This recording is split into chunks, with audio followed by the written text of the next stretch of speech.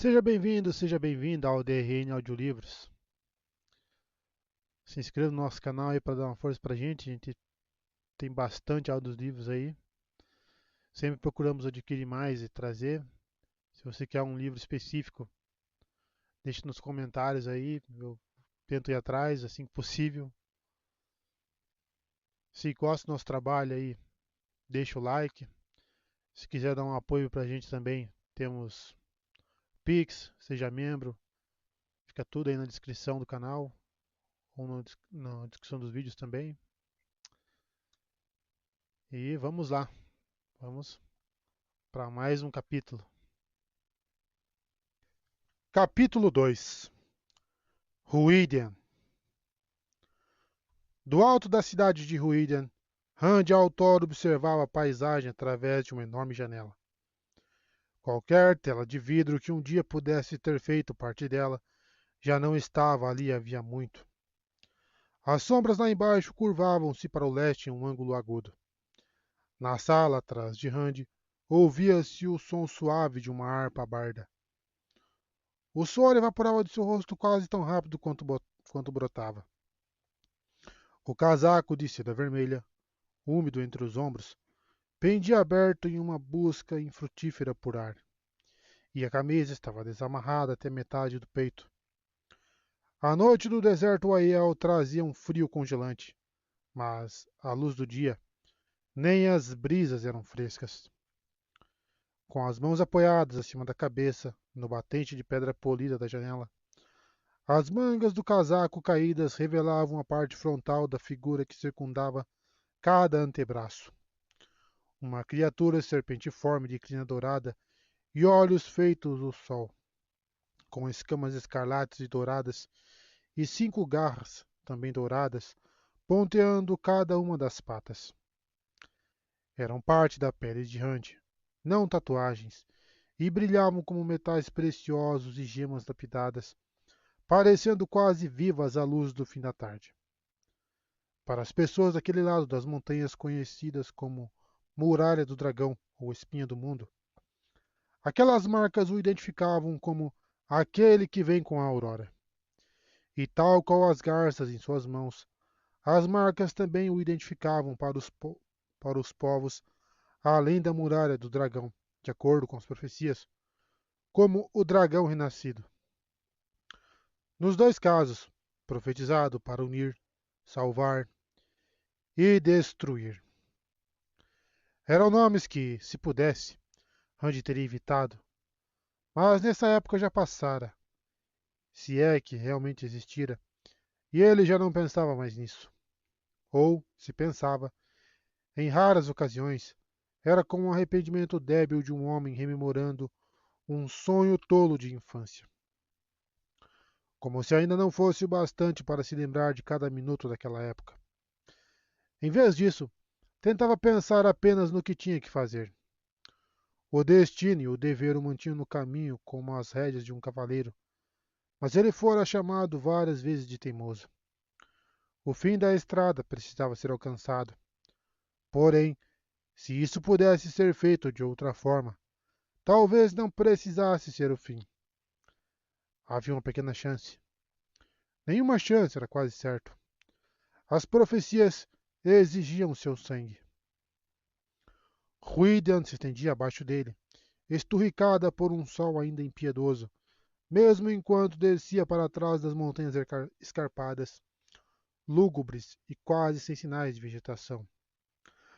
Aquela terra irregular e rachada, onde homens haviam matado ou morrido por poças d'água que podiam atravessar com um passo, era o último lugar do mundo em que se pensaria em encontrar uma grande cidade. Seus antiquíssimos construtores nunca concluíram o trabalho. Edifícios de altura inimaginável pontilhavam Ruíden. Palácios escalonados com laterais planas, às vezes com mais de 8 ou até 10 andares que terminavam sem telhado algum, apenas com a alvenaria irregular de outro andar parcialmente construído. As torres eram ainda mais altas, mas, na maior parte das vezes, terminavam em um recorte abrupto.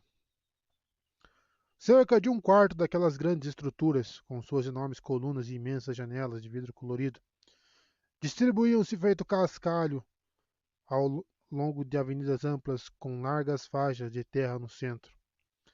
Terra que nunca abrigara as árvores que ali se planejara plantar. As maravilhosas fontes permaneciam secas como estiveram ao longo de centenas e centenas de anos. Tanto trabalho inútil, os construtores, por fim, morrendo sem ver a obra acabada. Às vezes, porém, Rand pensava que talvez a cidade só houvesse começado a ser erigida para que um dia ele pudesse encontrá-la. Muito pretensioso, pensou. É preciso ter perdido ao menos metade do juízo para ser tão pretensioso. Não pôde evitar uma risada seca. Houvera esse entre os homens e mulheres que tinham ido até ali tantos anos antes, e elas conheciam o ciclo Caraeton, as profecias do dragão. Ou talvez tivessem escrito as profecias. 10 vezes muito pretensioso. Diretamente abaixo dele, havia uma ampla esplanada parcialmente encoberta pelas sombras e tomada por uma profusão de cadeiras de cristal, estátuas, esquisitices e outras formas peculiares de metal, vidro ou pedra. Objetos que ele não saberia nomear, espalhados em um emaranhado de pilhas, como se uma tempestade os tivesse deixado daquela maneira. Até as sombras só eram frescas quando comparadas ao calor. Homens, que não eram Aiel, de roupas surradas, suavam para carregar carroções com produtos escolhidos por uma mulher baixa e esbelta, que trajava seda azul turquesa e andava com as costas eretas, deslizando de um ponto a outro, como se o calor não a afetasse tanto quanto aos demais. Mesmo assim, usava um pano branco úmido em torno das têmporas. Apenas não demonstrava os efeitos do sol. Rand poderia apostar que ela nem transpirava. O líder dos trabalhadores, um homem escuro e maciço chamado Hadinan Kaderi, supostamente um mercador, vestia uma seda bege que, naquele dia, estava ensopada de suor. Esfregava o rosto com um grande lenço enquanto xingava os trabalhadores, guardas e condutores de seus carroções, mas sempre saltava tão rápido quanto os outros para carregar qualquer objeto que a esguia mulher apontasse, grande ou pequeno. A Sedai não precisavam ser grandes para impor sua vontade, mas Rand acreditava que Moiraine se sairia igualmente bem, mesmo que nunca tivesse passado nem perto da Torre Branca. Dois dos homens tentavam mover o que parecia ser um batente de porta estranhamente retorcido, feito de pedra vermelha. Seus cantos não se encaixavam de forma perfeita, e era difícil focar o olhar mesmo nas partes retas. A peça estava na vertical e girava livremente, mas recusava-se a obedecer ao manejo dos trabalhadores que queriam deitá-la. Então um dos homens escorregou e caiu, passando até a cintura pelo vão do batente. Rand ficou tenso. Por um momento, o sujeito não parecia existir da cintura para cima, as pernas em pânico chutando loucamente o ar. Até que Lan, um homem alto em roupas de tons desbotados de verde, caminhou rapidamente até o local e o puxou de volta pelo cinto. Lan era o guardião de Moiraine, ligado a ela de uma forma que Rand não compreendia. Um homem forte que se movia feito um Aiel, como um lobo à caça. A espada na cintura não parecia parte dele. Era parte. Lan largou o trabalhador no chão pavimentado de pedras e o deixou lá, sentado. As lamúrias apavoradas do sujeito flutuaram de maneira tênue até os ouvidos de Rand, enquanto o colega do homem dava a impressão de estar prestes a sair correndo. Vários funcionários de Kaderi que tinham estado perto bastante para assistir a tudo olhavam uns para os outros e para as montanhas que circundavam a cidade, avaliando suas chances. Moiraine surgiu tão depressa entre os trabalhadores que pareceu ter sido trazida pelo poder, movendo-se suavemente de um homem a outro. Seus gestos eram tão óbvios que Rand quase podia escutar as instruções calmas e imperiosas que saíam de seus lábios, tão cheias de certeza de que seriam obedecidas, que não lhes obedecer parecia uma tolice. Ela não demorou a vencer a resistência do grupo. Respondeu com firmeza às objeções e mandou todos os homens voltarem ao trabalho. Pouco depois, a dupla responsável pelo batente já estava puxando e arrastando-o com o máximo de disposição, ainda que lançando olhares frequentes na direção de Moiraine, sempre que pensavam que ela não estava prestando atenção. À sua maneira, a mulher era ainda mais dura que lã. Até onde Rand sabia, todos aqueles objetos lá embaixo eram angreal, saangreal ou terangreal, confeccionados antes da ruptura do mundo para aumentar o poder único ou usá-lo de diversas maneiras. Todos feitos, certamente, com o poder de certo, embora nem as Aes Sedai soubessem mais como construí-los. Ele tinha mais do que suspeita sobre a finalidade do batente retorcido. Uma passagem para outro mundo. Mas não fazia ideia de para que seria o restante. Ninguém fazia. Era por isso que Moiraine trabalhava tanto. Queria enviar o máximo possível de tudo aquilo para ser estudado na torre. Talvez nem a torre contivesse tantos objetos do poder quanto havia naquela esplanada, ainda que, supostamente, abrigasse a maior coleção desses objetos em todo o mundo. E mesmo assim, só se conhecia o uso de alguns deles. O que estava nos carroções ou espalhado pelo calçamento não interessava a Rand, que, paga, que, pe, não, que já pegara tudo que precisava de lá de baixo. De certa forma, pegara até mais do que queria. No centro da esplanada, perto dos restos queimados de uma enorme árvore de 30 metros de altura, havia uma pequena floresta de altas colunas de vidro, cada uma praticamente da altura da árvore, e todas tão finas que se tinha a impressão de que a menor ventania faria as peças se espatifarem no chão. Mesmo tocadas por um pouco de sombra, as colunas absorviam e refratavam a luz do sol, cintilantes. Durante os incontáveis anos, homens a Aiel tinham entrado naquele local e saído dele marcados, tal como Rand, mas em apenas um braço, identificados como chefes de clãs. Ou saíam marcados, ou então não saíam. No processo para se tornarem sábias, mulheres Aiel também tinham vindo à cidade. Ninguém mais, não que tivesse sobrevivido. Um homem pode ir a Ruídian uma vez, uma mulher, duas. Mais que isso é a morte. Era o que as sábias haviam dito e o que era verdade. Até então. Àquela altura, qualquer um podia entrar em Ruídian. Centenas de Aiel andavam pelas ruas e um número cada vez maior habitava as construções.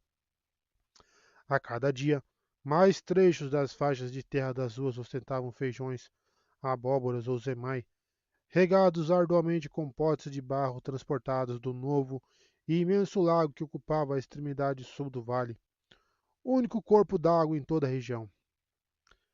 Milhares tinham montado acampamento nas montanhas vizinhas, ou mesmo em Shaendaer, para onde, anteriormente, só iam em alguma cerimônia para enviar a Ruídian um homem ou uma mulher de cada vez. Por onde passava, Rand trazia mudanças e destruição. Desta vez, tinha vãs esperanças de que as mudanças fossem para melhor. Podia ser que sim. A árvore queimada zombava dele. A vendedora, a lendária, a, a lendária árvore da vida.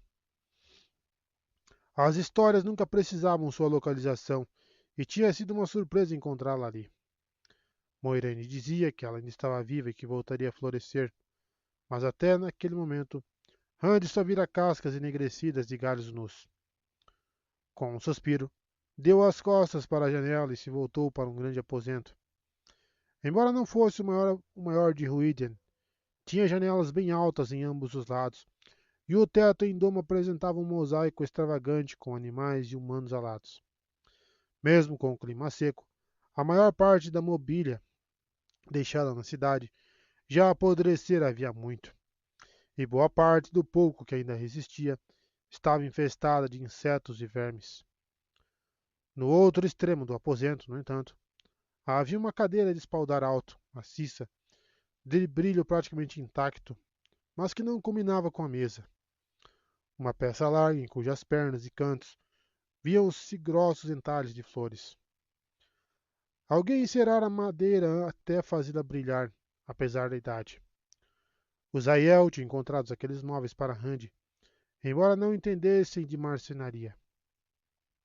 Havia poucas árvores no deserto capazes de fornecer a madeira reta e comprida necessária para aquela cadeira, e árvore nenhuma de lá teria dado conta da mesa. Aquelas peças, pensava, era toda a sua mobília.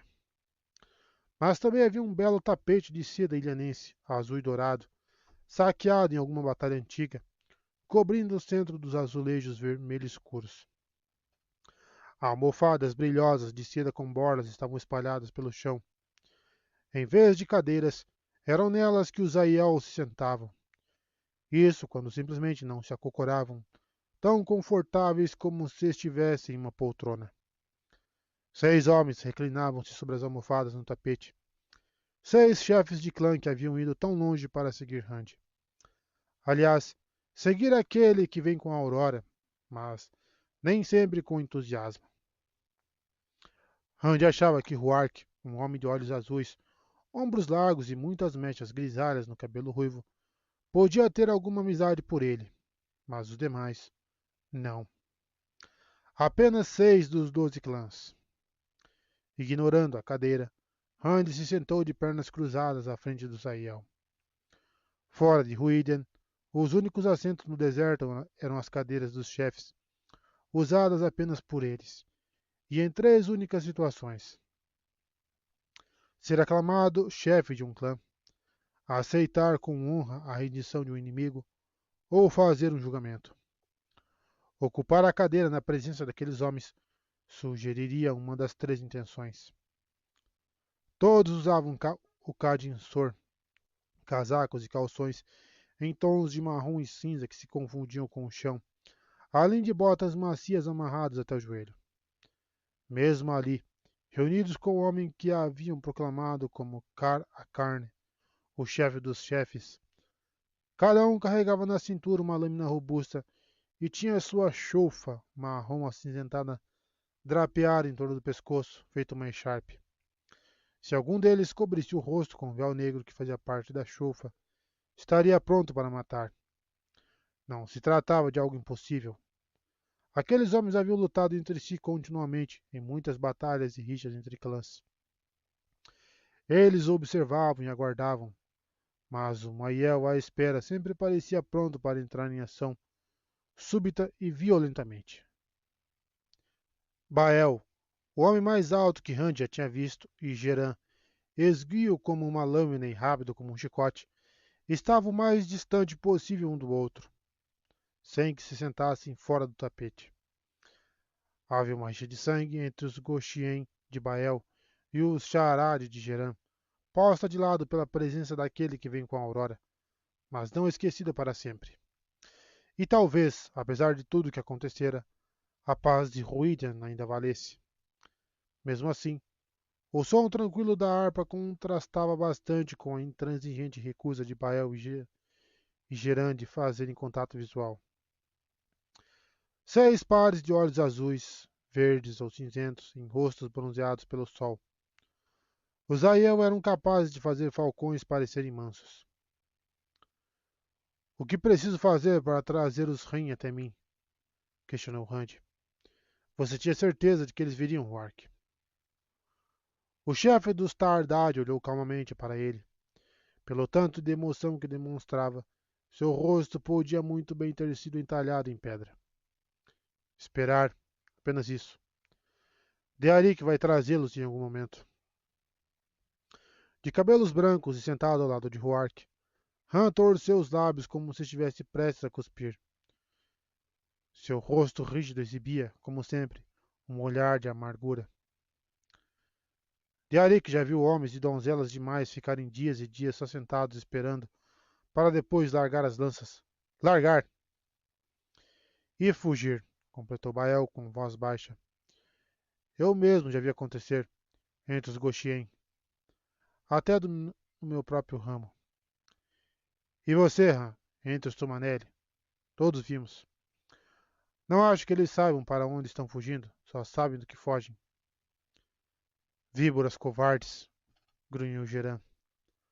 Mechas grisalhas tingiam seus cabelos castanhos claros. Não havia jovens entre os chefes de clã Azrael. São umas cobras fétidas, têm medo até das próprias sombras. Um leve movimento dos olhos azuis em direção à extremidade oposta do tapete deixou claro que se tratava de uma descrição de todos os Gauchien, e não só dos que haviam abandonado as lanças. Bael ameaçou se levantar, seu rosto enrijecendo ainda mais, se é que isso era possível, mas o homem ao lado pousou a mão em seu braço, acalmando-o. Bruan, dos Nakai, tinha o tamanho e a força de 2 ferreiros, mas era dono de uma placidez que parecia estranha para um Aiel. Todos já vimos homens e donzelas fugirem.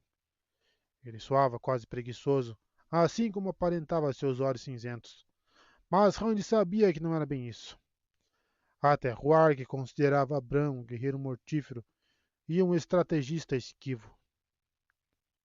Por sorte, nem Huarg estava tão a favor de Randy quanto Bruan. Mas o homem viera para estar ao lado daquele que vem com a Aurora. Ele não conhecia Randy Altor. Você também viu, Geran. Sabe quanto foi difícil enfrentar o que eles estão enfrentando? Se não se pode chamar de covardes aqueles que morreram por não conseguirem aceitar a verdade, como se pode chamar de covardes os que fogem pelo mesmo motivo? Jamais deveriam ter descoberto, resmungou Han, amassando sua almofada azul com borlas vermelhas, como se esganasse o inimigo.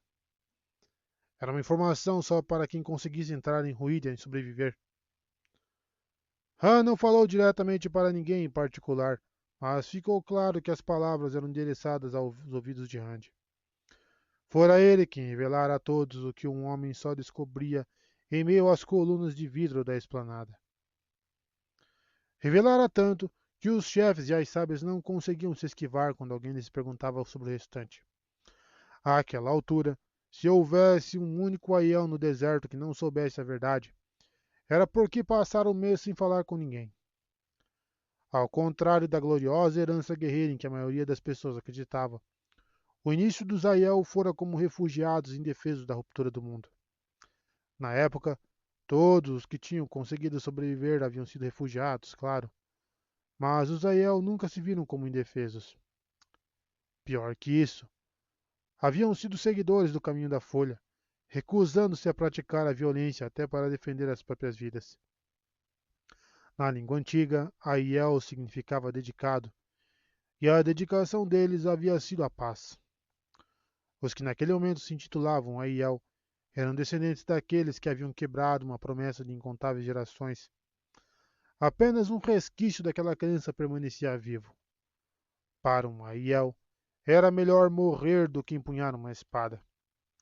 Para eles, isso sempre foi uma questão de orgulho, de diferenciação daqueles que viviam fora do deserto. Randy já ouvira Aiel dizerem que, para terem ido parar no inóspito deserto, haviam cometido algum pecado. Agora sabiam qual era. Os homens e mulheres que haviam construído Ruídian e que ali perderam a vida, os chamados Aiel Gen, o clã que não é. Nas poucas ocasiões em que deles se falava, tinham os mesmos que se mantiveram fiéis às Aes Sedai na época anterior à ruptura. Era difícil encarar o fato de que aquilo em que sempre acreditara era uma mentira. Aquilo precisava ser dito, afirmou Rand. Eles tinham o direito de saber. Ninguém deveria ser obrigado a viver uma mentira. A própria profecia deles dizia que eu os partiria, e eu não poderia ter feito de outra forma. O passado era passado e ponto final. Era com o futuro que deveriam se preocupar. Alguns destes homens não gostam de mim, e alguns me odeiam por eu não ter nascido entre eles, mas estão comigo. Estão comigo. Preciso de todos. E os Miagoma? Erin, entre Huark e Han, balançou a cabeça. Outrora de um ruivo brilhante, Seus cabelos agora eram meio brancos, mas os olhos verdes tinham tanta força quanto os de qualquer homem mais jovem. As mãos grandes e largas, compridas e resistentes, sinalizavam que os braços possuíam força igual. Timolan só permite que os próprios pés saibam em que direção vai saltar depois de já ter pulado. Quando Timolan tinha pouco tempo como chefe, começou Geran, tentou unir os clãs e fracassou. Não vai acertar bem que alguém finalmente consiga fazer o que ele não conseguiu. Ele virá, opinou Huark. Timolan nunca acreditou que fosse aquele que vem com a Aurora. E Janwin vai trazer os Xande. Mas eles vão esperar. Primeiro, precisam assentar as próprias ideias. Eles precisam assentar a ideia de que aquele que vem com a Aurora seja um aguacento, grunhiu Han. Sem ofensas, cara carne. Não havia subserviência em sua voz. Um chefe não era um rei. E um chefe dos chefes também não. Na melhor das hipóteses, ele era o número um entre iguais. Acredito que os Darini e os Kodara também acabarão vindo, disse Bruan, falando calmo, mas também rapidamente, para que o silêncio não se transformasse em um motivo para fazer as lanças dançarem. O número um entre iguais, na melhor das hipóteses. Eles perderam mais homens para a desolação do que qualquer outro clã. Era assim que eles tinham passado a chamar o longo período de desnorteio anterior a alguém tentar deixar de ser Aiel. Por enquanto, a preocupação de Mandalay e Indirian é manter seus clãs unidos. E ambos vão querer ver com os próprios olhos os dragões nos seus braços, mas acabarão vindo. Aquilo deixava em aberta a discussão sobre mais um clã, aquele que nenhum dos chefes queria mencionar. Alguma novidade sobre Culadinhos, Shaido? Perguntou Rand. A resposta foi silêncio, quebrado apenas pelos sons suaves e serenos da harpa ao fundo, cada homem esperando que o outro tomasse a palavra. Todos esperando o mais perto possível que um Aiel poderia chegar e demonstrar desconforto. Geran franziu o senho, olhando para a unha do polegar, e Bruan brincou com uma das bordas prateadas da almofada verde. Até Huark se limitou a observar o tapete. Homens e mulheres com roupões brancos entraram graciosamente para servir o vinho em cálices de prata dispostos ao lado de cada Aiel, além de trazer pequenas bandejas prateadas contendo azeitonas, uma raridade no deserto, queijo branco de ovelha e castanhas pálidas e enrugadas que os Aiel chamavam de pecara. Parece pêssego. Os rostos dentro de cada um dos discretos capuzes brancos exibiam olhos voltados para o chão e uma expressão nada familiar de docilidade. Capturados em uma batalha ou um ataque, os Gaishain juravam servir com obediência durante um ano e um dia, sem tocar em armas ou cometer violência alguma, podendo ao fim do período retornar ao próprio clã em ramo, como se nada tivesse acontecido. Era um estranho resquício do caminho da folha. Jieto, honra e obrigação, era o que se exigia. E quebrar o Jieto era quase a pior coisa que um Aiel poderia fazer. Talvez a pior.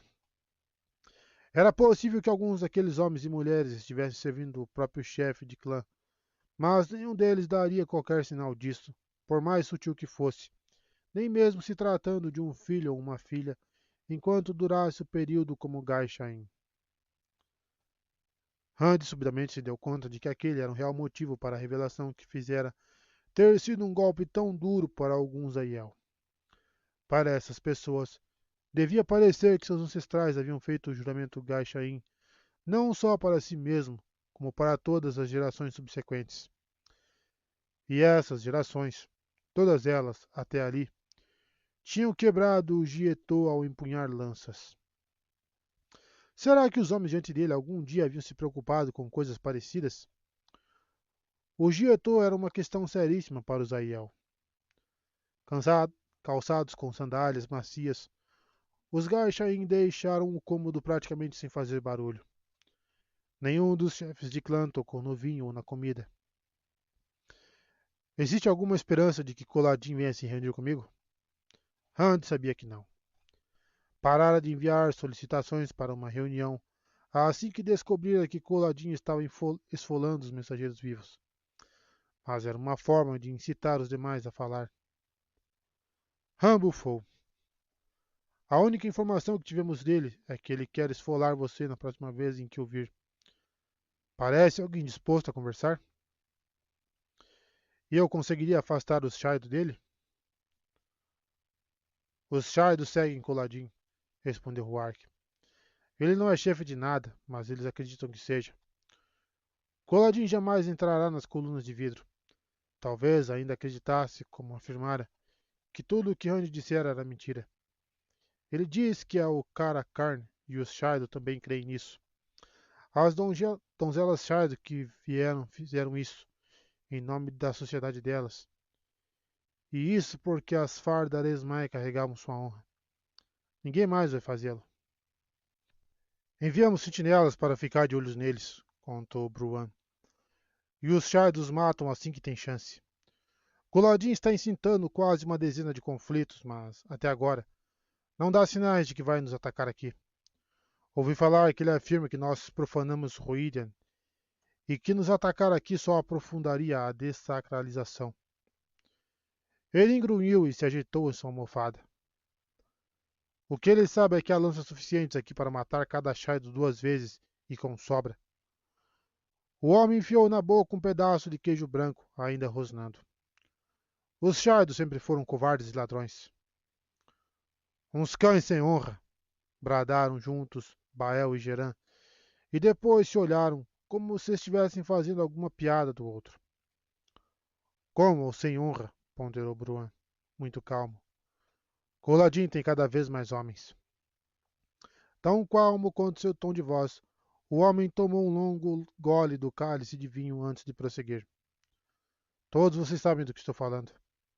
Alguns daqueles que fogem, depois de atingidos pela desolação, não abandonam as lanças.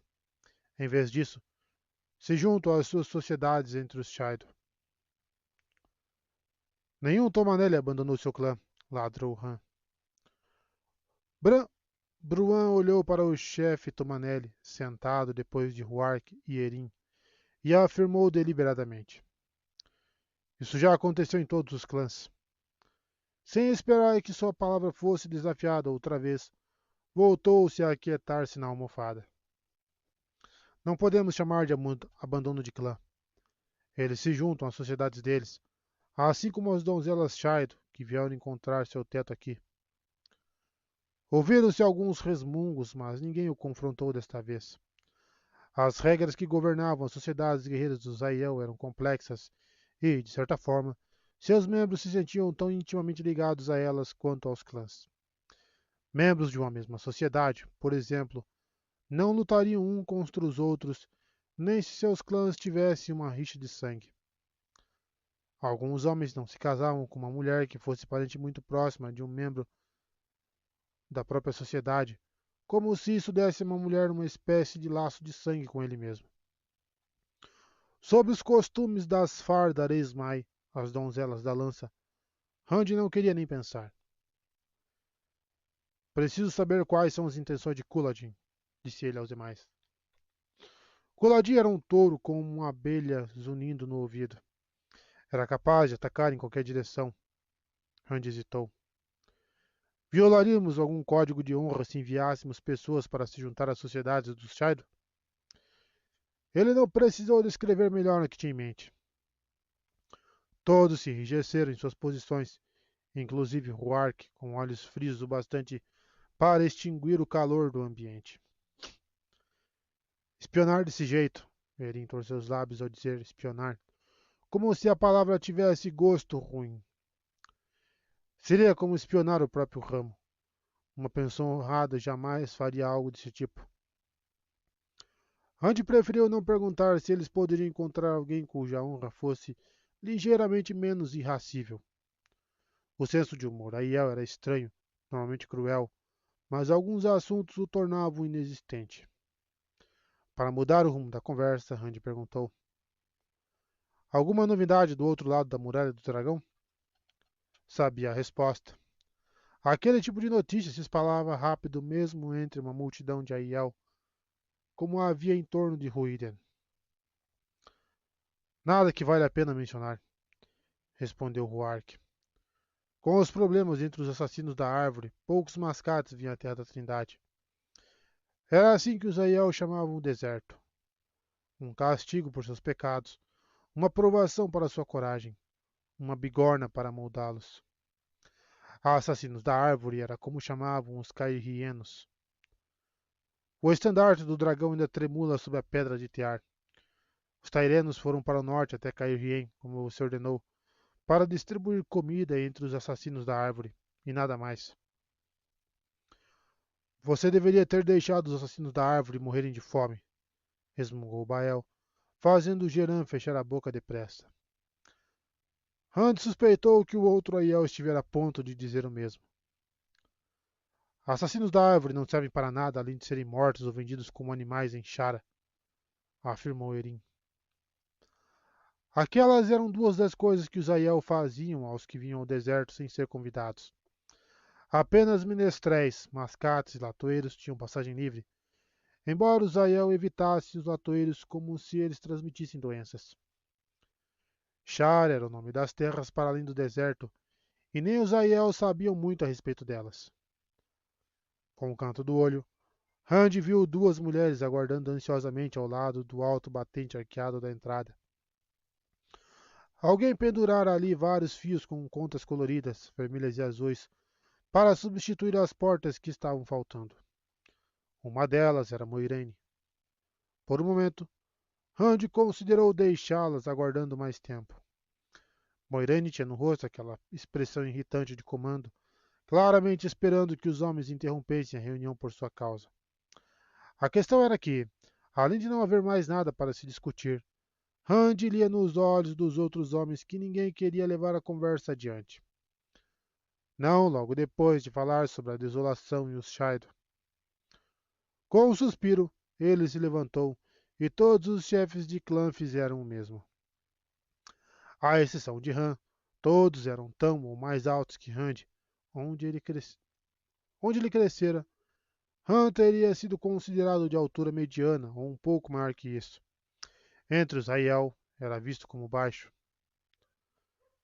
Você sabe o que precisa ser feito. Tragam o restante dos clãs e fiquem de olho nos Shaido. Fez uma breve pausa e completou. Tudo vai terminar bem. Tão bem para os Aiel quanto estiver ao meu alcance. A profecia dizia que você nos destruiria, lembrou Han com amargura. E seu começo foi promissor. Mas ficaremos ao seu lado, até a sombra sumir, recitou, até a água secar, saltando na sombra com seus dentes à mostra, gritando em desafio até o último suspiro, para cuspir no olho do Cega-Vista no último dia. Cega-Vista era um dos nomes Aiel para o Tenebroso. Não restava nada a Rand, a não ser responder da maneira correta. Tempos atrás, ele não saberia como. Pela minha honra e pela luz, minha vida será uma adaga para o coração do Cega-Vista. Até o último dia, terminaram os Aiel. Até o próprio Shaiol Ghul. A harpa seguiu tocando o ritmo tranquilo. Os chefes passaram pelas duas mulheres e encararam Moiraine de modo respeitoso. Não havia medo algum nos olhos deles. Rand gostaria de se sentir tão seguro assim. Moiraine tinha muitos planos para ele. Uma infinidade de maneiras de puxar as cordas que Rand nem sabia que ela amarrara. As duas mulheres se aproximaram assim que os chefes saíram. Moiraine calma e elegante como sempre. Pequena e bonita, coam-se aquele rosto de Aes Sedai, ao qual ele nunca conseguia estipular uma idade. Ela abandonara o pano úmido que usara para refrescar as têmporas. Em seu lugar, uma pequena pedra azul encontrava-se suspensa em sua testa, presa a uma bela corrente de ouro em seus cabelos escuros. Não faria diferença se ela ainda estivesse com o pano. Nada podia diminuir sua aura majestosa. Era normal que Moiraine aparentasse ser um pouco mais alta do que de fato era, e seus olhos eram sempre imperiosos e confiantes. A outra mulher era mais alta, embora não chegasse nos ombros de Randy, e era jovem, não de idade indefinida. Era Egwene, com quem Randy fora criado. Agora, exceto pelos grandes olhos escuros, quase teria passado por uma Aiel, e não apenas pelo rosto e pelas mãos bronzeados. Egwene trajava uma saia de lã marrom e uma blusa branca folgada feita com uma fibra vegetal chamada algode, mais macia até do que a melhor das lãs. Um tecido ótimo para o comércio, caso Randy um dia conseguisse convencer os Aiel disso. Um chale cinza envolvia seus ombros e um cachecol da mesma cor formava uma faixa que prendia os cabelos escuros que passava do ombro. Ao contrário da maioria das Aiel, usava só um bracelete de marfim entalhado com um círculo de chamas e um único colar de contas de ouro e marfim. E apenas mais um acessório na mão esquerda. Um anel da grande serpente. Egwene vinha estudando com algumas das sábias Aiel. O que, exatamente, Randy não sabia, embora mais do que suspeitasse de que se tratava de algo relacionado a sonhos. Egwene e Azaiel não eram de falar muito, mas a jovem também estudara na Torre Branca. Ela era uma das aceitas. Estava no caminho para se tornar a Aes Sedai, mas fingia já ser uma Aes Sedai completa, pelo menos ali e em Tear. Randy às vezes a provocava com relação a isso, mas ela não encarava muito bem as piadinhas. Os carroções logo estarão prontos para partir para Tarvalon, anunciou Moiraine. Sua voz era musical, cristalina. Envie uma guarda forte, alertou Randy. Ou Kaderi talvez não leve os objetos para onde você quer. Ele voltou a se virar para a janela, querendo olhar lá para baixo e pensar a respeito de Kaderi. Antes, você não precisava que eu segurasse sua mão ou lhe desse permissões. De repente, sentiu algo acertá-lo entre os ombros, tal qual uma espessa vara de nogueira. Apenas uma leve sensação de calafrio, improvável naquele calor, o avisou de que uma das mulheres havia canalizado. Girando para ficar de frente para elas, Randy agarrou o saidinho e se encheu do poder único. O poder era como a vida inflando dentro dele, como se estivesse 10 ou até 100 vezes mais vivo. A mácula do tenebroso também o preencheu, morte e podridão como vermes rastejando em sua boca. Era uma torrente que ameaçava varrê-lo, uma inundação furiosa contra a qual precisava lutar a cada instante. Randy estava quase acostumado àquilo e, ao mesmo tempo, jamais se acostumaria. Queria se agarrar para sempre à doçura de Saidin e também queria vomitar.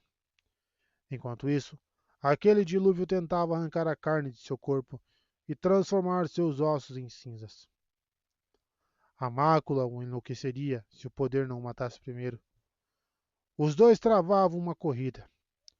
Desde a ruptura do mundo, o destino de todos os homens capazes de canalizar havia sido a loucura.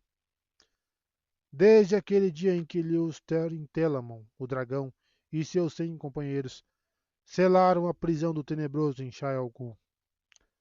A última contra a explosão gerada pelo aprisionamento macular a metade masculina da fonte verdadeira e os homens capazes de canalizar. Os homens capazes de canalizar que haviam enlouquecido. Quase tinham destruído o mundo. Randy se enchera do poder e não conseguia dizer qual das duas mulheres fizeram o mesmo. Ambas olhavam para ele com cara de quem não tinham feito nada. Uma sobrancelha arqueada de forma quase idêntica, com ar de curiosidade divertida. Qualquer uma das duas, ou até ambas, poderiam estar abraçando a metade feminina da fonte naquele exato instante, e ele jamais saberia quem. Claro que um golpe de vara entre os ambos não era o estilo de Moiraine, que sempre encontrava outros meios, mais sutis, de castigá-lo, e que normalmente acabavam sendo mais dolorosos. Porém, mesmo tendo certeza de que havia sido Egwene, Randy não fez nada. Provas. Seu pensamento viajou pelo limiar do vazio. Ele flutuou junto, em um vácuo, o pensamento e as emoções, até mesmo a raiva, distantes. Não vou fazer nada sem provas. Desta vez, não vou deixar que me provoquem. Aquela não era a Egwene com quem ele crescera. Ela se tornara parte da torre desde que Moiraine a enviara para lá. De novo Moiraine. Sempre Moiraine. Às vezes, ele desejava já ter se livrado dela. Só às vezes.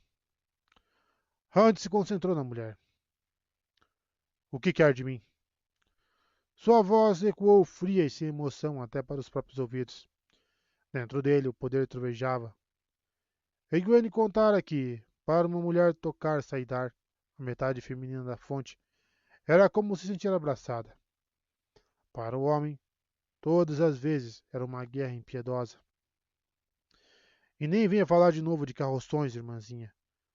Costumo descobrir suas intenções bem depois de você já ter colocado tudo em prática. Como era de se esperar, a Aes Sedai franziu o senho. Ela, de certo, não estava habituada a que se dirigissem a ela daquela maneira. Não por nenhum homem, nem mesmo o dragão renascido. Ele mesmo não fazia ideia de onde aquele irmãzinha saíra. Ultimamente, as palavras pareciam brotar em sua mente. Um quê de loucura, talvez. Certas noites, Randy ficava acordado até as primeiras horas do dia pensando sobre aquilo.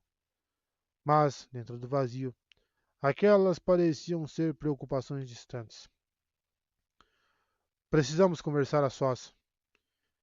Egwene lançou um olhar frio para o arpista.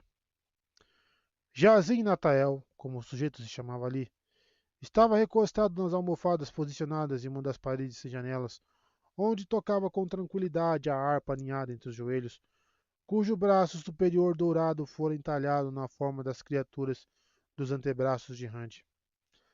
Dragões, segundo Zaiel. Rand tinha apenas suspeitas sobre onde Natael conseguira os instrumentos. O músico era um homem de cabelos escuros e meia-idade que, em qualquer outro lugar que não o deserto Aiel, seria considerado mais alto que a média. Seu casaco e suas calças eram de uma seda azul escura, apropriada para uma corte real, com bordados elaborados em fios de ouro na gola e nas mangas, tudo abotoado ou amarrado, apesar do calor. As belas vestimentas destoavam da capa de menestral estendida logo ao lado. Era uma boa capa, mas toda coberta com centenas de remendos, de quase a mesma quantidade de cores. Todos costurados de modo que esvoaçassem ao menor sinal de uma brisa. A capa o identificava como um artista dos campos, um malabarista e acrobata, um músico e contador de histórias que perambulava de aldeia em aldeia. Não era um homem para trajar seda, por certo, mas o músico era vaidoso e parecia completamente imerso na música. Você pode dizer o que quiser na frente de Natael, disse Rand. Afinal, ele é o menestrel do dragão renascido. Se realmente fosse importante tratar do assunto em segredo, Egwene faria pressão e ele pediria para Natael sair, embora não gostasse de perder o músico de vista. Egwene fungou alto e arrumou o chale nos ombros. Sua cabeça está inchada, feito um melão passando do ponto, Rand-Altor, disse ela de modo impassível, como se fizesse uma constatação. Fora do vazio, a raiva fervilhava. Não pelo que ela dissera. Mesmo quando os dois ainda eram crianças, Egwene sempre tivera o hábito de implicar com ele, e normalmente nem considerava se Rand merecia ou não. Nos últimos tempos, porém, ele andava com a impressão de que ela passara a trabalhar com Moiraine, tentando desestabilizá-lo, para que a Aes Sedai pudesse manipulá-lo como quisesse. Quando eram mais jovens, antes de descobrirem o que ele era, Rand e Egwene chegaram a pensar que, um dia, acabariam se casando. E agora ela estava do lado de Moiraine, contra ele. Com a expressão rígida, Rand falou com mais rispidez do que pretendia. Me diga o que quer, Moiraine. Me diga aqui agora ou deixe a questão de lado até que eu tenha tempo para você. Ando muito ocupado. Era uma mentira deslavada. Rand passava a maior parte do tempo treinando espadas com Lan, lanças com Huark, ou aprendendo luta corporal com ambos. Mas, se pudesse intimidá-la de qualquer maneira, naquele momento, faria isso. Natael pôde ouvir tudo, quase tudo, desde que Randy soube o tempo todo onde ele estava. Desde que Randy soubesse o tempo todo onde ele estava. Moirane e Gwen franziram o rosto, mas pelo menos a verdadeira Aes Sedai pareceu perceber que, desta vez, ele não recuaria. Contraindo os lábios, ela olhou para Natael, que ainda parecia absorto em sua música, e tirou da bolsa um espesso embrulho de seda cinza. Ao desdobrá-lo, Moiraine pôs o conteúdo na mesa. Um disco do tamanho da mão de um homem, metade absolutamente negro, metade completamente branco. As duas cores se encontrando em uma linha sinuosa que delineava duas lágrimas amalgamadas. Aquele fora o símbolo das Aes Sedai antes da ruptura, mas o disco era mais que isso. Apenas 7 deles haviam sido feitos. Os selos da prisão do Tenebroso. Ou melhor, cada um era a âncora de um daqueles selos. A mulher sacou do cinturão sua faca, cujo cabo era envolto em fios de prata, e raspou com delicadeza a extremidade do disco, fazendo cair uma minúscula lasca negra. Mesmo encerrado no vazio, Randy ficou sem fôlego. O próprio vácuo estremeceu e, por um instante, o poder ameaçou sobrepujá-lo. É uma cópia? Uma falsificação? Encontrei na esplanada lá embaixo, respondeu Moiraine. Mas é verdadeiro. Igual ao que eu trouxe comigo de Tear. Pelo tom de voz, ela poderia estar dizendo que queria almoçar sopa de ervilha. Egwene, por outro lado, apertou o chale em torno do corpo como se sentisse frio. Esvaindo-se pela superfície do vazio, o próprio Randy sentia-se agitado pelo medo. Era difícil abrir mão de Saidin, mas ele se obrigou a isso. Se perdesse a concentração, o poder talvez o destruísse ali mesmo, e queria toda a atenção voltada para o assunto em questão. Ainda assim, mesmo com a mácula, era uma perda. Aquela lasca repousando sobre a mesa era impossível. Todos os discos eram feitos de Coendilar, ou Pedra do Coração, e nada feito de Coendilar podia ser quebrado, nem mesmo pelo poder único. Qualquer força usada contra aquele material só o tornava ainda mais resistente. A fabricação de Pedra do Coração se perdera na ruptura do mundo, mas os objetos feitos daquele material que foram construídos durante a Era das Lendas ainda existiam. Até o mais frágil dos vasos, mesmo que a ruptura o tivesse afundado nas profundezas do oceano ou enterrado debaixo de uma montanha.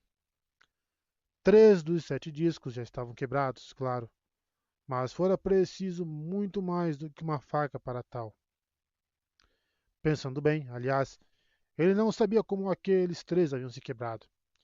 Se nenhuma força além da do Criador podia quebrar a Pedra do Coração, então não deveria haver jeito. Como? Perguntou ele, surpreso por sua voz ainda estar tão firme quanto quando estava cercado pelo vazio. Não sei, respondeu Moiraine, demonstrando a mesma calma. Mas você percebe o problema? Este objeto poderia se quebrar caindo de cima da mesa. Se os outros, onde quer que estejam, se encontrarem no mesmo estado, 4 homens com martelos poderiam abrir a prisão do Tenebroso. Quem pode sequer garantir a eficiência dos selos, se estão nessas condições? Randy percebia. Ainda não estou pronto. E não tinha certeza se algum dia estaria, mas com certeza ainda não estava. Egwene parecia encarar a própria cova. Moiraine reembrulhou o disco e o recolocou na bolsa. Talvez eu pense em alguma possibilidade, antes de levar isso a Tarvalon. Se descobrirmos o porquê, talvez possamos tomar uma providência. A imagem do Tenebroso escapando outra vez de Shaiol Ghul, libertando-se completamente, não saía da cabeça de Randy. Em sua mente, o fogo e as trevas cobriam o mundo. Chamas que consumiam e não proviam luz, e uma escuridão tão sólida quanto pedra comprimiu o ar.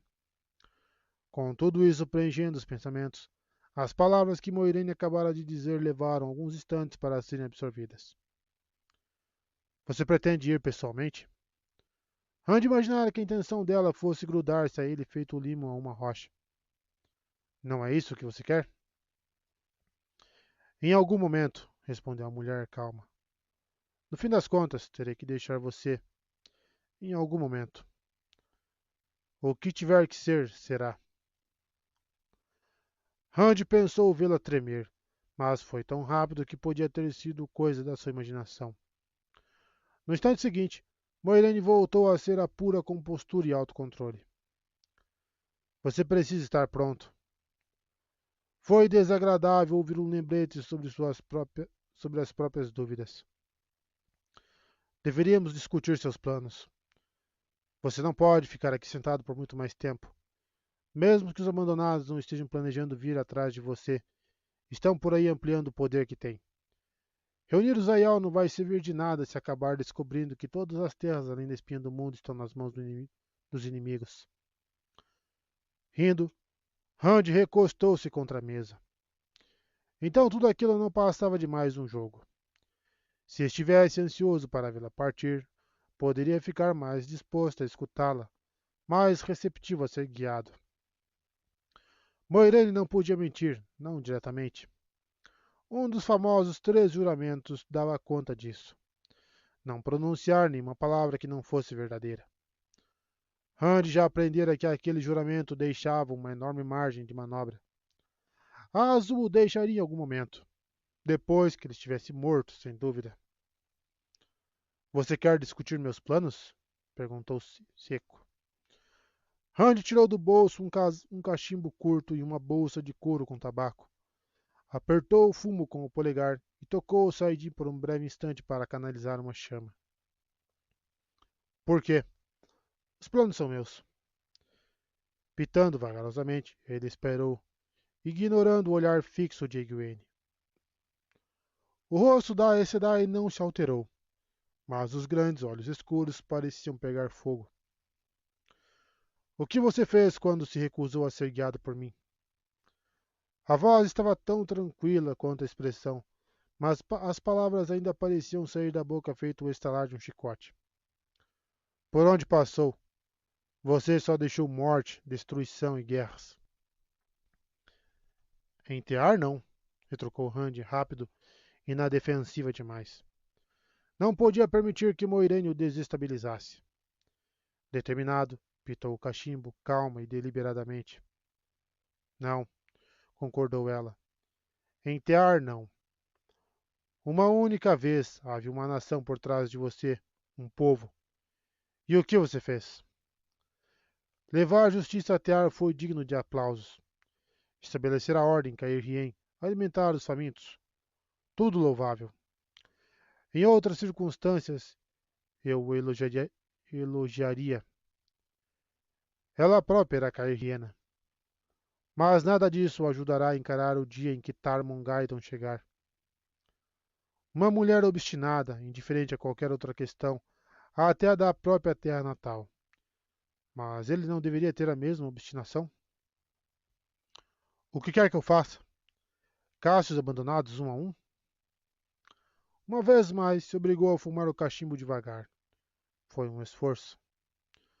Você ao menos sabe onde eles estão? Ah, Samael está em Ilian, disso você sabe. Mas e os outros? E se eu fosse atrás de Samael, como você deseja, e encontrasse 2, 3 ou 4 deles por lá, ou todos os 9? Você poderia enfrentar 3 ou 4, talvez até os 9, e ainda sobreviveria, rebateu a mulher gélida. Bastava não ter deixado Kalandor entear. A verdade é que você está fugindo. Não tem um plano de fato, não tem uma estratégia para se preparar para a última batalha. Você foge de um lugar a outro torcendo para que, de alguma forma, tudo termine da melhor maneira possível. Torcendo, porque não sabe o que mais pode fazer. Se aceitasse meus conselhos, ao menos. Rand a interrompeu com um gesto abrupto do cachimbo, sem dar a mínima para os olhares que as duas mulheres lhe lançavam. Eu tenho um plano, sim.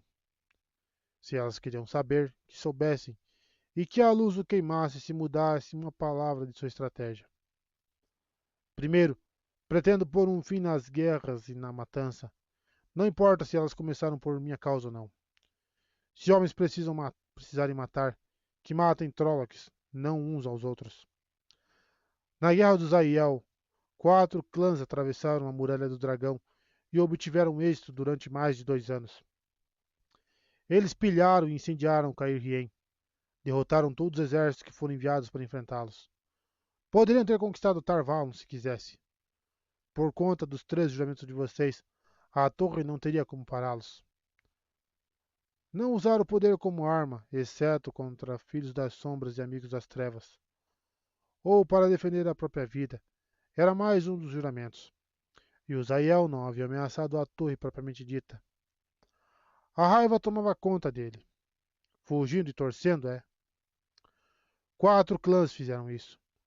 O que vai acontecer quando eu liderar 11 deles para além da espinha do mundo? Teriam de ser 11. Havia poucas esperanças de contar com os Shaido.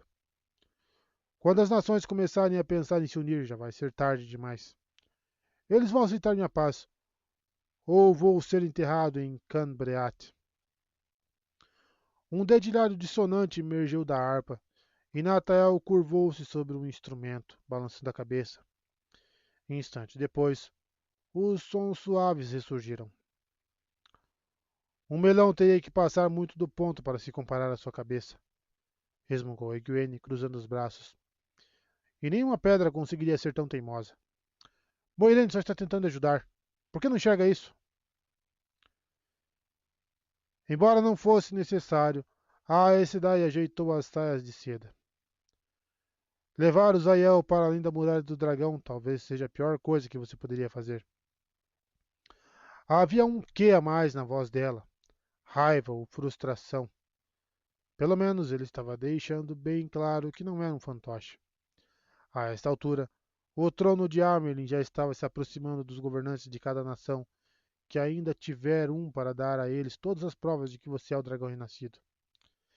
Eles conhecem as profecias, sabem o que você nasceu para fazer. Assim que estiverem convencidos de quem você é e do que é capaz, vão aceitá-lo porque precisam aceitar. A última batalha se aproxima e você é a única esperança deles. A única esperança da humanidade. Rand soltou uma sonora, mas amarga gargalhada.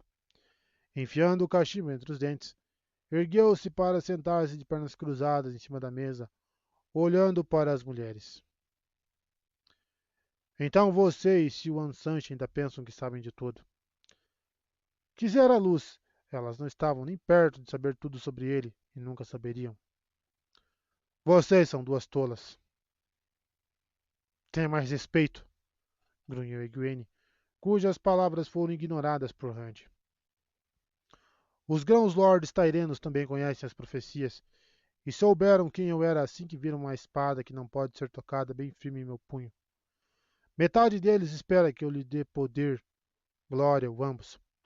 A outra metade preferia me cravar uma faca nas costas e tentar esquecer que o dragão renascido sequer esteve em Tear. A menos que eu os domine primeiro, como fiz com os tairenos. Sabe, sabem por que deixei Kalandor em Tear? Para se lembrarem de mim.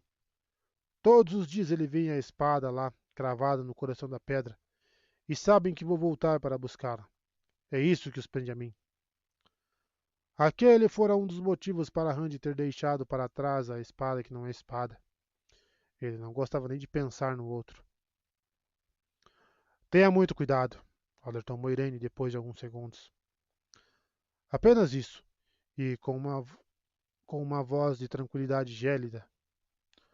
Rand interpretou aquelas palavras como um claro alerta.